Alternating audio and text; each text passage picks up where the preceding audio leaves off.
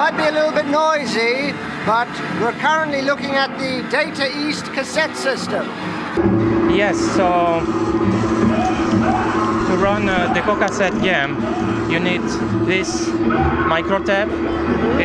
Actually it's not micro tape, it's kind of very small tape, and then you need to put a protection dongle too. And how many working models are there? Sorry? How many working models of Deco Cassette unit are there? This is the very first model, and there are around 45 games for this system. How many working units? Working unit, only a few actually, and this is the only one running in a game center in Japan, the last one.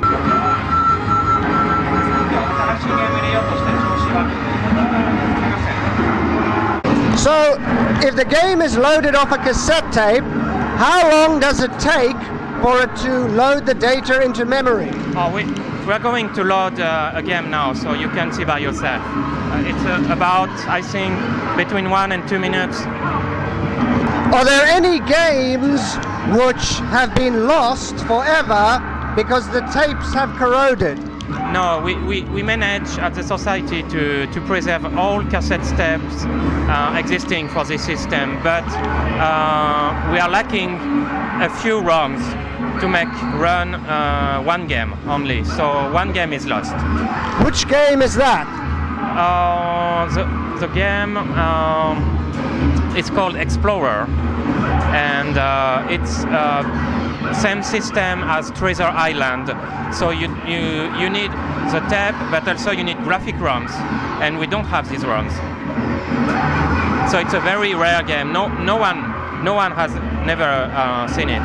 So chances are it's lost forever to history. Maybe not. If we have enough luck, maybe we'll be able to find the ROMs later.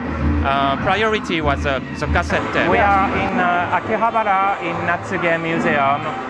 It's an arcade center who is running only old games on original cabinets and original cocktail table cabinets. And now we are looking at Data East Cassette system,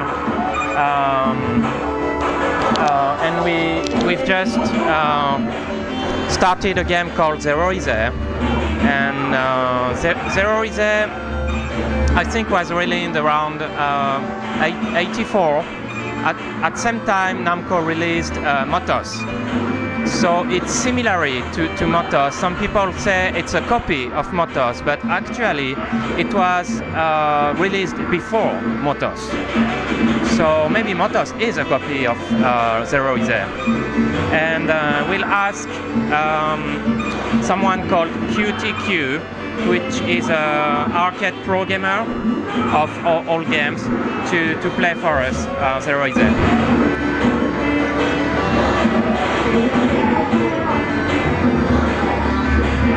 So to complete the stage, you have to dash into enemies and throw them in holes or walls.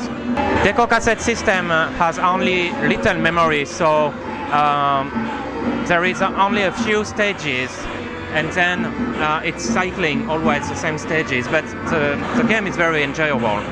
Playability is good. I heard that it was released by Data East, but it was developed by Technos Japan. Oh, Technos? Yes. So this game is about nearly 30 years old? Yes. And it's running on the only Deco Cassette system still functioning in a game center? In a game center, yes. And they will keep it only for a few weeks because it's a very fragile system. So maybe this is the last time we can see it here. This is a bonus stage. Describe to me what QTQ does. What is he famous for? He's been playing arcade games for a very long time, and he's called what in Japan about this kind of people we call them scorer. And when a new game is available, we are trying to get the best possible score on this game. So they know all little tricks, bugs, everything, best timing to get the best score. That must make it very difficult to practice. Yes, it is.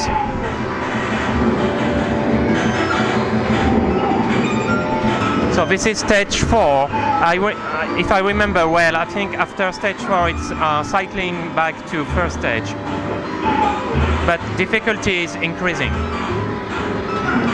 So in a way, the system is almost like those early home computers, the microcomputers which would load data off a cassette and then would just hold it in memory the entire time. It looks like, but in fact it's a bit different.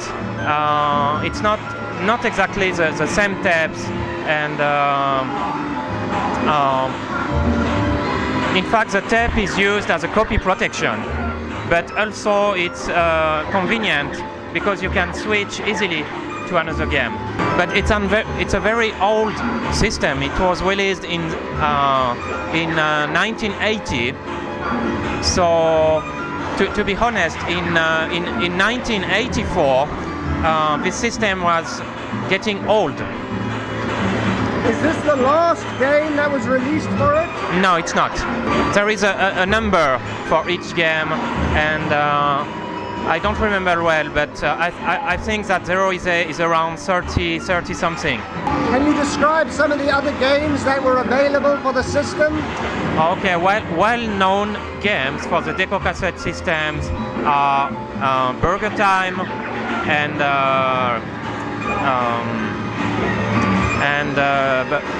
Burning Rubber, and also the Pro series, like Pro Soccer, Pro Tennis, Pro Bowling, and Pro Golf.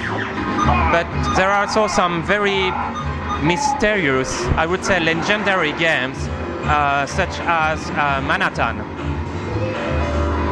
which is very early game for the system. So, but they were released in Manhattan was released in 1980. December of 1980, and at this time it was really impressive game with a nice scrolling and good playability. So this system is here at Natsu Game Museum for almost a year, and they change games every month.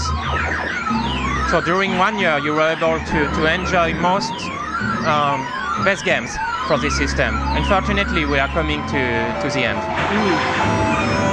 And all games were preserved and repaired because they were all broken. I think it's interesting to look at his hands because it's very you see the table is very low, so it's very hard to reach the buttons. So this is how people used to play games at this time. It looks difficult, but they're used to. Abroad, out of Japan, in Europe and United States, you didn't see this very often, this kind of table cabinet.